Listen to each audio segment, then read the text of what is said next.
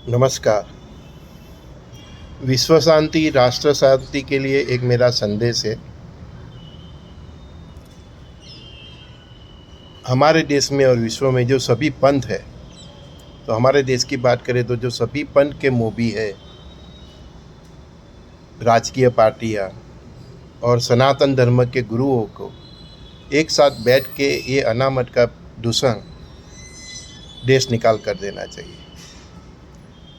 और आक्रांताओं ने जितने भी सनातन धर्म के प्रमुख मंदिर तोड़े हैं, दूसरे धर्मों के प्रार्थना स्थल तोड़े हैं, उनकी ज़मीन जागीर हड़प ली है, उनको वापस कर देना चाहिए।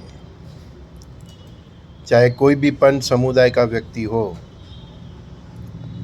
उसे जिहाद अपनी आत्मा को अपने जीवन के सुधार के लिए करनी चाहिए।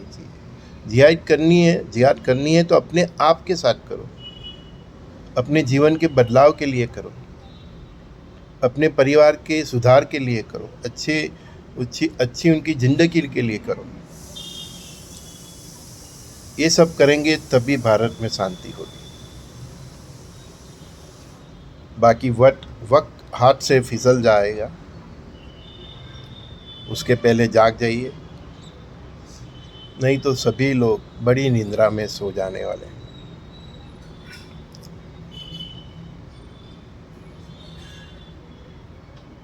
काफिर कौन, किसका काफिर है और आप किस किस को ख़त्म करोगे?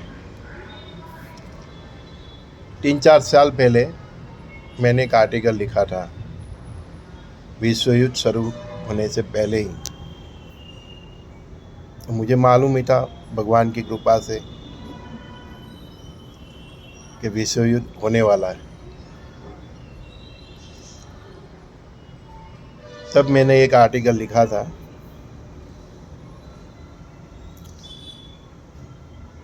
कि 400-450 करोड़ ईसाई लोग हैं। एक अंदाज, फिक्स आंकड़े तो गवर्नमेंट के पास होगी। 300-350 के पास मुस्लिम्स हैं, 200-250 करोड़ के पास अपने हिंदू है। भारत की 150 करोड़ आबादी है और दूसरे देशों में हिंदू जो बसे हैं वो नास्तिक लोग करीबन 150 करोड़ तो केवल चाइना के हैं, दूसरे भी कई राष्ट्र हैं जो नास्तिक है। अभी 400 करोड़ ईसाई ऐसा सोच ले कि हम मुसलमान को ख़त्म कर दें, पॉसिबल है क्या?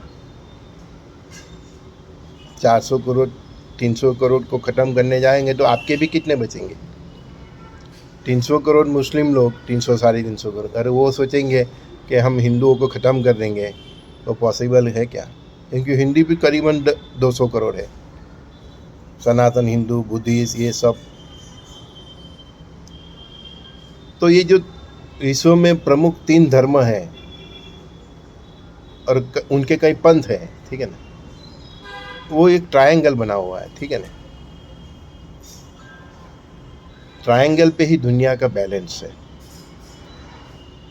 अगर किसी ने भी किसी को ख़त्म करने की कोशिश की तो यहाँ पे पूरी सृष्टि का विलय हो जाएगा और ये पॉसिबल भी नहीं है। 400 करोड़ ईसाई लोग 300 करोड़ मुस्लिम राष्ट्र को ख़त्म करने जाएंगे तो आजकल के ज़माने सबके पास परमाणु बम है, शस्त्र सरंजाम है, सब कुछ है, बायोलॉजिकल वेपन्स है, तो कितने ईसाई बचेंगे? 300-350 करोड़ मुस्लिम भी ईसाई को ख़त्म करने जाएंगे या हिंदुओं को ख़त्म करने जाएंगे तो कितने मुस्लिम बचेंगे? ये लड़ाई अगर नहीं अटकी, ये मेरा फाइनल मैसेज है, समझी लो, ये लड़ाई अगर नहीं अटकी ये अगस्त में, तो फिर 2030 तक सबके हाथ में कटोरा ही रहने वाला है। मनुष्य इतना नंगा हो जाएगा, मतलब इतना खलास हो जाएगा कि केवल लंगोट रहेगी। जैसे वो आदि मानव जंगल में रहते थे ना, ऐसा। तो इसमें आप क्या पाओगे? आप किसी का मंदिर तोड़ो, उसमें भी वही अल्लाह, वही ईसाई है, क्योंकि सब लोग बंदगी करते हैं तो ऊपर ही देखते हैं, तो सबका मालिक तो एक ही है।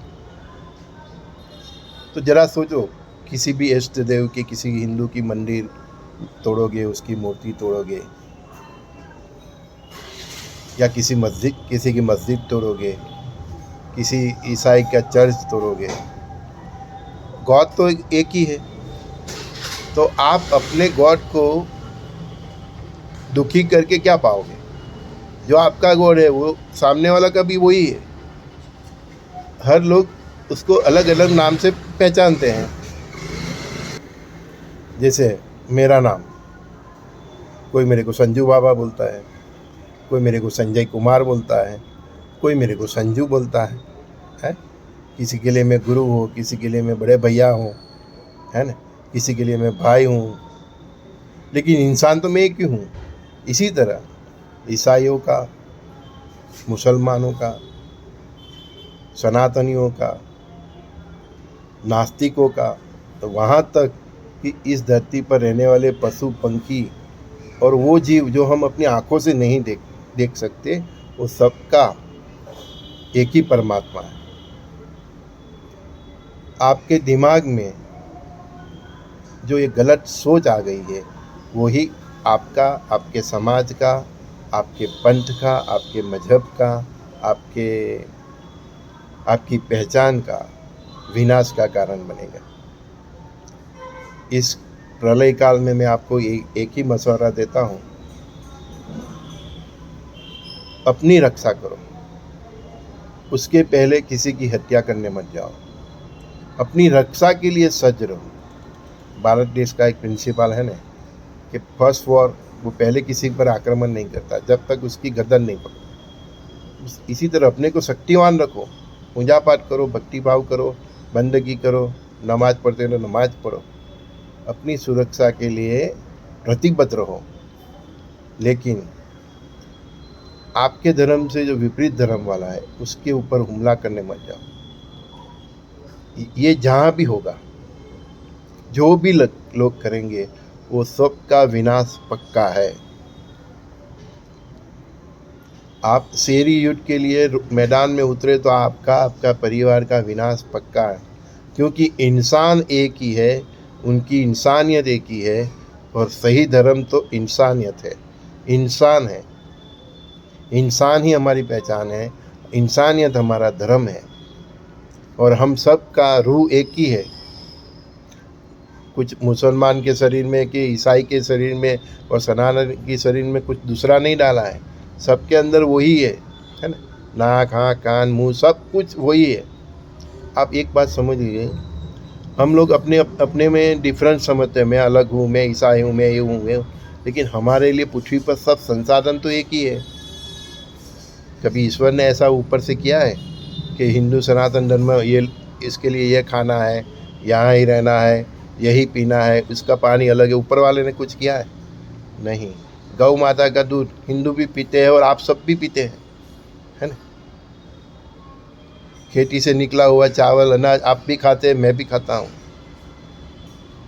तो जब प्रकृति और पृथ्वी, जिसे हम पंच तत्व कहते हैं, पृथ्वी, आकाश, जल, नभ, ठीक है ना, सब, वो आप में और मेरे में भेदभाव नहीं करती, ठीक है ना। तो आप क्यों करते हो? सोचने की बात है, समझे। अपने अपने धर्म से उठ के, मैं ये नहीं बोल रहा कि अपना धर्म छोड़ दो, लेकिन अपने अपने धर्म से उठ के, मतलब उससे आगे सोचिए। क्या सोचिए?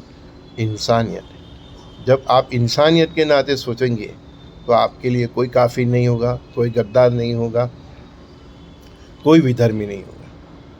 ये मेरी अंतिम चेतावनी है, ऐसा समझो।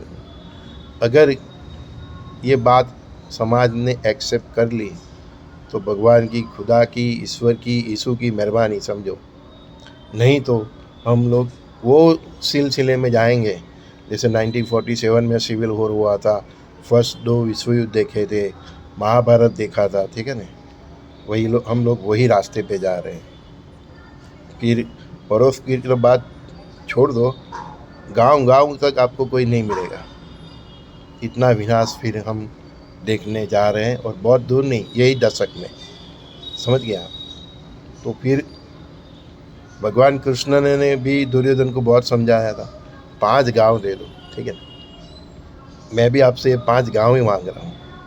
आप 5 गाँव अपने आप को दे दो, मुझे नहीं देना, अपने आप को दे दो, तो आप इस महाप्रलय से बच जाओगे। आप, अपना परिवार, आपका राष्ट्र, आपका मजहब, आपका धर्म, पंथ बच जाएंगे। फिर भी बोल रहा हूँ, जो ऊपर है ना, वो सबका मालिक एक ही है, परमात्मा एक ही है। इसको आप अल्लाह कहो, यीशु कहो, जो भी करो।